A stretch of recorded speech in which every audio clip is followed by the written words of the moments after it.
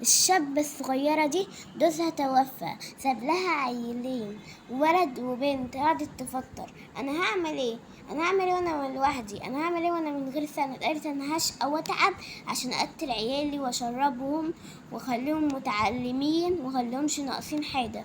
وشقت على عربية مطرونة وقعدت تبيع وتبيع وتبيع وتبيع، وقتلت عيالها وبتعلمهم، وعيالها اتخرجوا وبقوا مهندسين وتخرجوا، خلصوا جامعتهم وتخرجوا.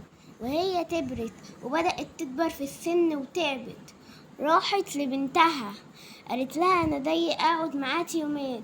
دوس بنتها قعد يزعق لها ويقول لها كلام